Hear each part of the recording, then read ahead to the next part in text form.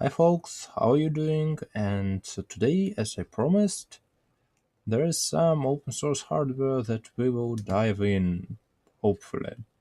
What you're looking at is the current state of neo900 open source cell phone. Unfortunately, KiCad doesn't really like being open in virtual 1080p, so for now it will be in my native screen resolution. Sorry for that. Now, what is exactly neo900? Well, you can check out official project webpage, but essentially it is just a Note Nokia which has all these intestines put out and replaced and renewed and developed anew. And all of this to provide more private and more open phone. However, it's not that simple. As one of the community members said, the neo900 is actually an esoteric device with functionality that is not exactly minimalistic and is not exactly obvious. Due to the lack of manpower, the project now moves extremely slow. But here's when I come into play to have some fun and experience, right? I have been doing this for several months already, and I actually want to share with you my results, the current state, and what can be done. Also, this video should serve as an entry point for those wishing to contribute to the project and help me out. So, without further ado, let's start our interesting course through the motherboard, or at least what will be the motherboard. Now, this excursion now will be extremely brief and on the surface. Just to let somebody dive in. We will discuss the different aspects and subsystems in more detail while we will be working on them during streams, so stay tuned in for that. Now, full disclosure. I'm not a professional in any way, and I'm just volunteering in my spare time. So don't expect like super duper professionalism from me. You're more than welcome to leave the comments and fix me. Now let us just zoom out and see in general what this thing is. Well, don't be overwhelmed just yet. I will guide you through all of this. Now, as you can see, it consists of three distinct boards: lower, breakout board, and upper board. Now, what is BOB? What is the breakout board? Let's zoom in and look at the photos. Should we? Now, the BOB is it is the thing that is directly behind this plastic here. If we uncover this thing here, we will see. Here's the camera that obtains videos and pictures. And here's the breakout board that like hugs this camera. In original N900, it holds a SD card and it also has a flashlight here. In Neo 900 it has the same roles but with a twist. Let's have a look. First of all, here's our flash here. Nothing really changed. Well, maybe just this LED here is not just red but is actually quite colorful and fancy. And here is the SD holder and sensors. There's one that is detecting the lead. Well, maybe it is called shutter actually. You can see this thing on here. And also, we have a magnetic field detector here. There is a magnet on the external case and it detects it. So the phone knows when the phone is opened or closed. But the real funny element here is this one. This is a hacker bus, and you can do many funny things with it. Well, at least theoretically. Now, these two are two connectors that connect the BOB to the lower board, and this is electrostatic discharge protection and the sample placement of this. ESD for this thing is still in the progress. Now, for those who doesn't know nothing about KiCad, the red color represents up, and the green color represents down. So the SD holder and the connector are on the opposite sides. Now, globally, let's have a look. The BOB is the lowest, actually. So from BOB, connectors go up.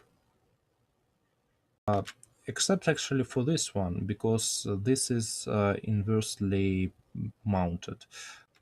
Basically, the upper board is for CPU and memory and the keyboard and stuff, and the lower board is for the modem and batteries and USB and tons of different peripheral things. So before going into lower, let's just have a look at upper real quick.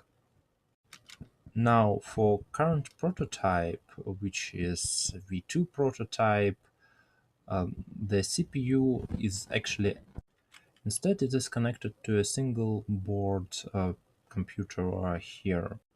The computer in this case provides CPU it needs, and the computer in our case is Bibble board like this one. And basically all this part, is just an adapter for this single board computer. Now, I haven't really finished the placement of the components of this board yet, but we will go through them anyway. First, let's zoom in, and here's obviously a keyboard. Here on the other side, you may see the connector that goes from the upper board to the lower board. Here it is. This thing here is the camera mounting place. It is just stick there and connected through the flexible connector here. And it also pierces through the lower board through this hole and through this hole, obviously. This is a display connector. Let's have a closer look. Basically, all of this stuff is an SD protection. Well, actually, not really all of this. These are inductivity. Let's green there one extra connector to the lower. This is a touchscreen controller chip, and this is the thing for controlling a display. Now, these are the sensors like accelerometers and stuff. As you can see, they are not placed yet. This is a keyboard controller right here. Here is the camera connector that is not really in line with the flexible connector here yet, and the cameras. Now, these are actually extra ESDs for this thing, and as you can see, it doesn't really seem that it can be normally. We will discuss this problem in more detail later in our streams. Now let's zoom out even more. Zoom out, zoom out, zoom out, zoom out. And here we can see some LEDs, some LED controllers, and an IO expander here. And by the way, these are test points. You can just touch them and measure. Also, we have an additional USB port here, but this is temporary. This is just for our computer here. And this is also temporary. So let's just go down then. This board is not entirely finished, as you might see. There are bits here and there, but in general, the parts are more or less where they should, or at least where no major conflict arise, which is a major thing because it is quite dense. So let's start with obvious. These two are two connectors that we have already seen there, up there. This here, like you can see the white contour, probably, you probably can see it. Let's see, yes, here, you see white contour, right? This is the BOB projection on the lower, and this is the hole for the camera. And there are obvious connectors here and here. They connect lower to BOB. Now, part of the reason why these connectors are so strangely arranged is this thing here, and this is the USB connector, which goes to the other side, and which is not temporary, it is okay, and it's USB protection, right? From this port, the USB pair goes right here, here, and goes into connector, which will happily connect it somewhere there to the CPU on the computer. Now, from this USB differential pair, there are two branches actually, which are not displayed yet. First of all, there are, well, well, it's rather hard to discuss this thing because basically these are the part of the hacker bus that is made to uh, give you an access to the hacker bus directly to the USB. Like you can probe USB from hacker bus and do something. And in reality, there are just two giant pogo pins that, like, should stick inside here. Well, actually, my guess is that the USB signal will be reflected on this spot like crazy because, the electrical properties here are quite different. And they are even more different when we are changing to two thick rods, these which are pogo, but we can just test it and see if it works. Besides of these two hilarious things, there is a simple OTG on the go charger here, which is also controlled by USB and thereby needs to connect to it. Now, let's see what's here. Here is the FM signal entry point. And from this FM entry point, there is a chip that is in charge of FM transmission. There's one more client of this point here actually, and it is very suboptimally placed because it is an R feed thingy here. So basically, it is needed for you to be able to pay with your phone and do wonderful things like that. And also, it is somewhat hackable. This is just a torch controller, nothing really. Now, this one here is a digital microphone, and it is very good that it is digital because analog audio is very troublesome. And this is the second one, so you can basically talk to either. Let's return to our previous part, and here we have a battery connector. Now the battery connector connects to the battery, and the battery is actually all the way here. However, it is lifted by a metal sheet, so we can place components under it. And here's the stuff that controls output of the battery. And now we have two elephants in the room, this one and this one.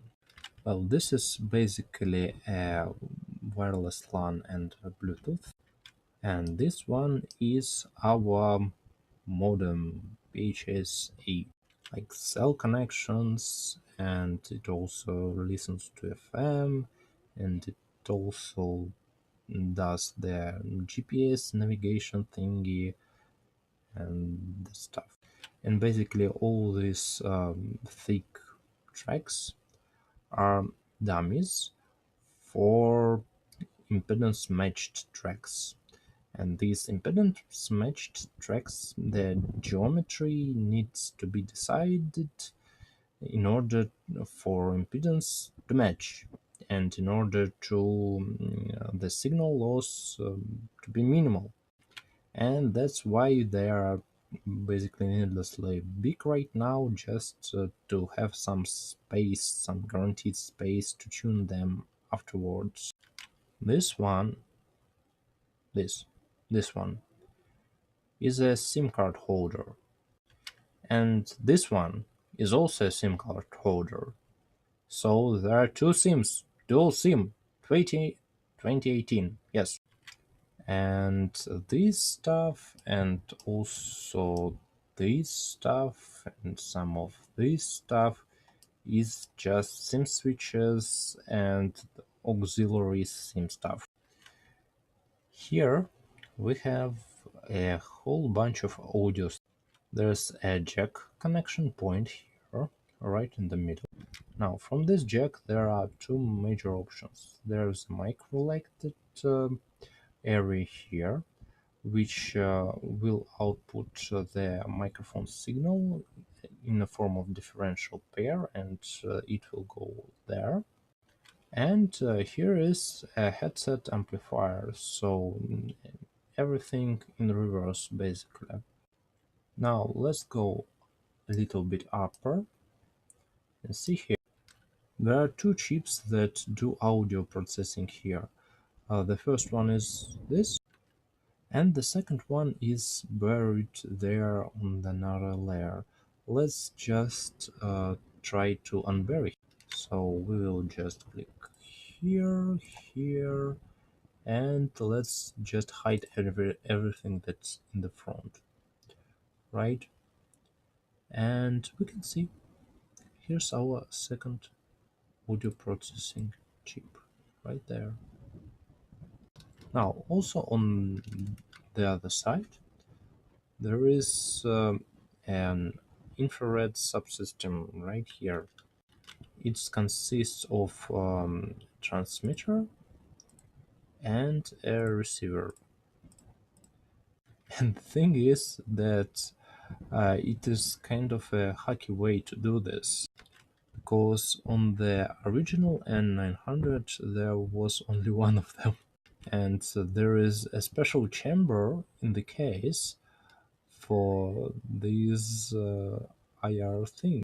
But in order to control the TV set that you might have, we need to add some additional stuff and compress it somehow in this same chamber. And as you can see, it doesn't really fit, and a part of things like pads here just stick out, which is not really critical, to be honest.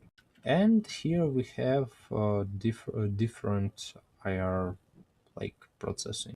Now this is essentially it, right? We have SIM switching here, two chips for some quite weird reason actually. We basically have two speakers here and um, and also here on the other side from our feed. We have a fiber motor here and a bunch of